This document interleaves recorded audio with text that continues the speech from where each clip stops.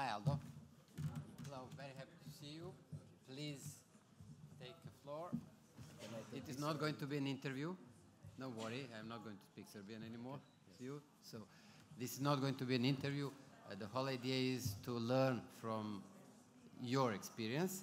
Aldo Lele is sustainability manager for Southeastern Europe of IKEA. We are happy to have IKEA here in Belgrade, but we'd like to listen to you and your experience. So please, the floor is yours.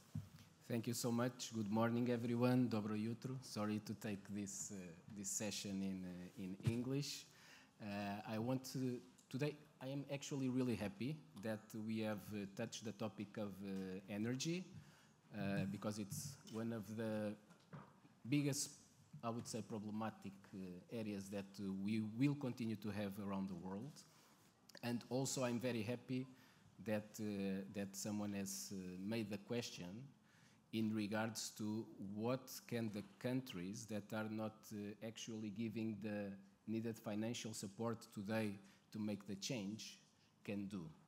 And I would like to say that from my experience and the research that we have conducted, it's not just about the government or about the financial, it's of course about all of us, but the private sector has a huge responsibility also to move things forward and to don't wait for things to happen. So we need to take our responsibility. I want to share with you today also the impact of sustainability across our business, within our supply chain, with the scope that is connected to retail, which is where IKEA is present today in Serbia with our stores. And in the next slide, we will share with you now a bit in regards to the impact of sustainability in our operations. And I want to share the clear message that sustainability for us is not just about the environment. Of course, that is what we strive for, to commit with the science-based targets, to be sure that IKEA is a strong contributor to meet the Paris Agreement by 2030. But I want to share with you that this is also a huge benefit for IKEA and for any other company that goes on the journey of green transition, because it has a huge impact on our cost reduction with our operations. And some of the examples that we can talk is, and I think you can change 2 slides already. Yes, so in our operations. So one of the topics that we talked is energy. Why is energy so critical? I want to address first a problematic that we have in the Balkans that often we are not so much aware of, or we don't think about it every day, and it's about air pollution. Air pollution has critical levels throughout the year, especially during winter, when more and more of the electricity is produced for heating our buildings, so that we can get warm during the winter. Unfortunately, still in the Balkans, and we understand it's a journey that needs to take, it's not from one day to the other. But most of the energy today is coming from burning coal, which generates a lot of emissions, not just CO2, but the so-called microparticles, PM2.5. And it's actually putting premature deaths from air pollution as one of the highest scores in Europe, in the Balkans, and unfortunately. So moving towards renewable energy and energy efficiency, so reducing the amount of energy that we use, making these investments is critical, not just for the environment as such, but for our health as well. And I want to share with you that today, and any of you, if you have interest, you can reach out to us. Today we have the proof that by expanding our solar panel capacity, just as an example, of course it's an investment in the beginning, but after 5 years, 6 years maximum, we start to get a return on investment. And after that is always saving. It has gone a long way, the solar panels technology. Today you have companies that can provide 25 years guarantee of its almost full production capacity. So this is actually really good for our business. Why solar panels? Especially in our retail, as we already have, covered the surface with concrete in the parking lots or with our stores. So the most efficient way to produce energy in this case is actually to cover what already is covered. So I'm not saying to go out to the forest and cut the forest to put the solar panels, but since it's already there, the surface to do it, this is the most efficient way. It's also interesting, I will not talk about the nuclear reactors, but without any doubt that the technology has gone a long way. We don't have still a position on it, but the small nuclear reactors seem to us that is going to be a needed technology in the coming future.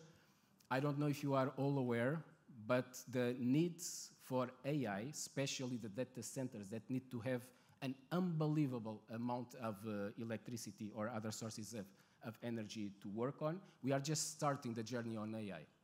It will be huge, it will be big, so we really need to tackle this. And if it's going slower from the legislation or governmental part, because like it was shared before, it's not always easy for these things to move, private sector is responsible and we are taking that responsibility. Touching the topic of compliance, we understand that compliance legislation is a driver, is a positive driver for change. It should not be painful to us. Because imagine, just as an example, if there would be absolutely no direction, no legislation for cities to ask to move towards zero-emission vehicles, the car market will not develop those. So even IKEA wanting to make that change, we will not be able to find the infrastructure, we would not be able to find the vehicles. So it's really critical that there is a legislation and we are more than happy to comply because we understand the full impact of such legislations. We also want to continue to strive to increase our recycling rates. And again, I want to share, recycling rates in the Balkans can be achieved at a high level if we, together with the authorities, we create the infrastructure that is needed. The example is the municipality waste today. I think in Serbia is below 20%, the recycling rate. And in IKEA, we are reaching 86% in IKEA Serbia. Of course, the waste is not the same, we understand that. But when we talk, for instance, about the food waste, 100% of our food waste is going for recycling, for compost. So it is possible. We just need to get together and to make it happen as a larger scale. The other topic that I want to address, and because people are becoming more and more concerned about this topic, and I'm very happy to see often people in Serbia getting together and fighting for the environment. I'm very happy to say that IKEA Southeast Europe has been taking the lead on all IKEA world to develop biodiversity gardens so that we can bring back the plants and the insects that we have the need to thrive in the local environment in our region. We started in Romania, now we have done one in Belgrade store. You are more than welcome to visit, right next to our shopping center. For us, biodiversity is key, because without it, we will not survive many years, I can guarantee you that. We can go to the next slide, where I will talk about the impact in our suppliers. You can go to the next one, please. And here it's something that we are very proud to share, and we would like also to challenge other private sector to follow this example, because it's one of the things that I think is quite unique in many markets to IKEA. So it's the way, it's called actually iWay, and iWay is the code of conduct that we demand, in a way, our suppliers to comply so that they can work with us. And what does this iWay means? We have different areas. We have 4 core areas with many points below. One is coworkers. Our suppliers need to treat their coworkers exactly the same way that we treat ours, to be sure that they are paid on time, that they have at least the minimum wage required by the legislation, that they have a safe environment, that they have a clear policy in regards to the well-being of coworkers in a coworker space. So we give the same protection and we do audits to check if coworkers are actually being treated in the way that we expect our coworkers to be treated as well. The other topic is in regards to their safety. So we also go and check the installations, the workplace that they have, warehouse or office or where they are. Is it things safe in a way that they can work there without having any accident? exit areas, are they clearly communicated? Extinguishers, are they the right ones in the right place and in the right expiry date? So we really check in detail the same way that we check in our stores. Another one that is now really important for us is the animal welfare. So even though we continue, and we will continue every year, to increase the plant-based food and decrease the meat dishes from our restaurant, we will still have some dishes of meat because we believe in democracy and everyone is entitled to like the food that they like, and also to say, I eat this because I think it's healthier than the other one. But if we have meat, we make sure that we respect the welfare legislation. So we go and we also check the installations where the animals are raised and if the supplier is in compliance with the requirements that we have in regards to this animal welfare. So, and also, the last but not least, connected to today, it's a topic that has came quite recently to our highway ways of working. It is that we are engaging our suppliers to take steps towards green transition the same way as we do. So we are engaging them, showing them the return on investment on solar panels, so to make a proof point for them to make the same transition as us. It's not an easy thing to ask, because a lot of our suppliers, you can imagine, their dimension is way smaller than us. They have smaller financial means than we have. But I think through talking and through inspiring and sharing with them that actually in the midterm they will be bigger because they will save on costs, it will actually be very helpful and engaging. We can go to the last topic, but not the least, and it's how sustainability is having a positive impact on our coworkers and on our customers as well. And here we have also different, it's forwards, sorry.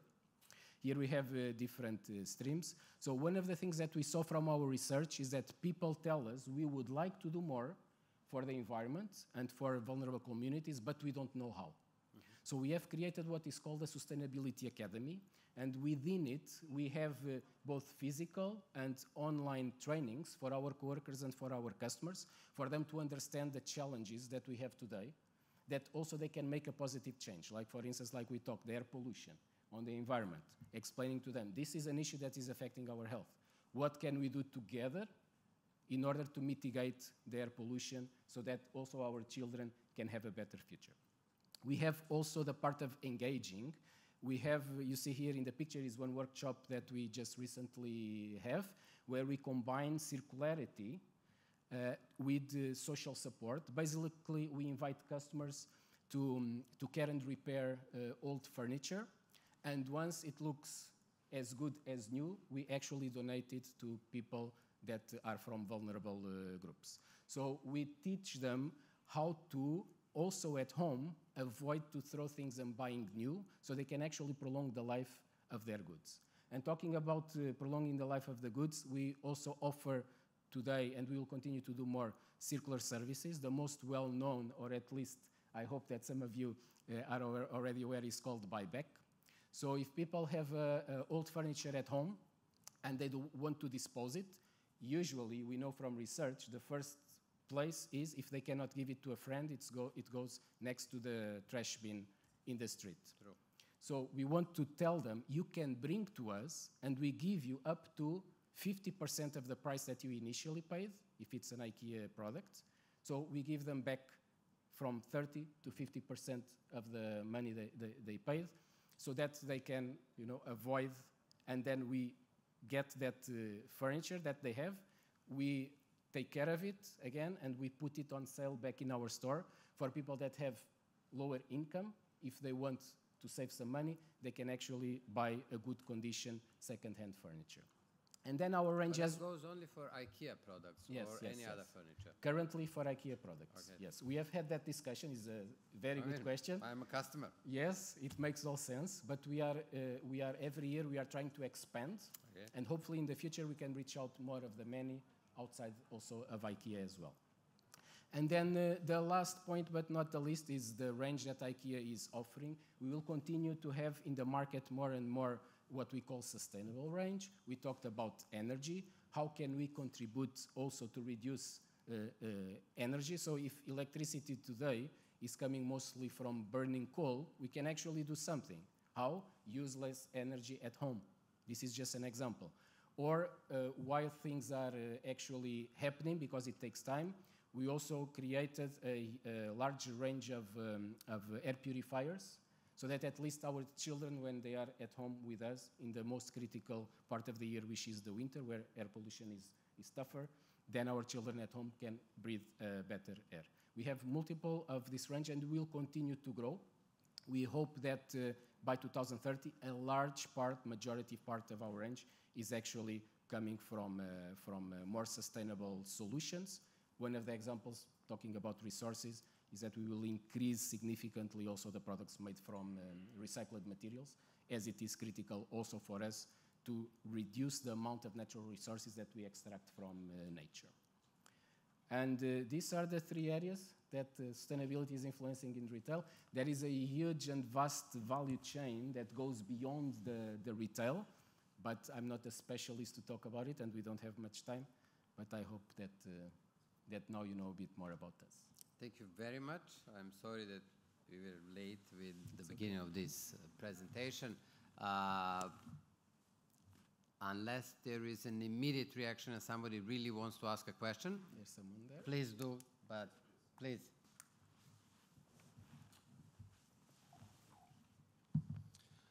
Hello, my name is Vladimir Miletić. I'm the representative of Agricultural Cooperation Almarosa and the association Karlovački Vinogradi Ecological Association. And I have a question for you, sir, regarding, you mentioned composting. So what is your experience regarding that, and what you're doing in process with compost? Thank you. Thank you for the question. So we work with a waste supplier in all our stores, different one depending on the countries. And currently all of them in the Balkan regions, they are able to send the food waste to be transformed into compost in their facilities or sub-suppliers that they have. And we get, of course, a proof of it. And in Romania, we have actually tested composting on site. So in Romania, we work with a partner where they have lent us for us to test a huge machine with composting through bacteria and transforming, I think is in a matter of 23 days, something like this. It's transformed to 100% compost. It's quite unbelievable because it's the food that comes from our restaurant, and when you see it, it's like this black dirt, extremely nutritious. So we have that experience both with our suppliers, but internally as well. Even it has been expanded to IKEA, especially for the stores, because it's quite a big investment, especially the stores that their local suppliers, and there are many around the world, do not have the capacity or the technology to transform into compost. So we go for local compost in our stores where we have our waste operations. We can actually do it locally.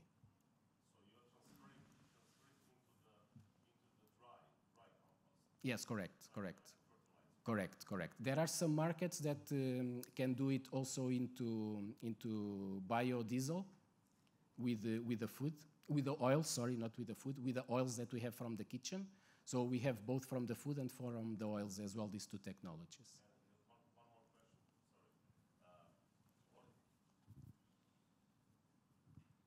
Another question regarding that is, so you absolutely need big investments to do that, facilities. If you do it in the site, it's a huge investment. Yes. If you do it through the partner, it's affordable. You mean like a collection? Yes. So a waste partner collects it to their installations and then they do it. Then it's affordable, I would say, for any company if they have the will. But locally, it's tougher financially. Yes, thank you so much. Yes. Thank you. Well, Aldo, thank you very much. Thank you for your presentation. Thank you for your time. I'm also grateful for the questions asked because I think they were very much to the point. I'm inviting you to greet our colleague, Aldo Lele, and to express our gratitude for the presentation on behalf of IKEA. Thank you. Thanks a lot.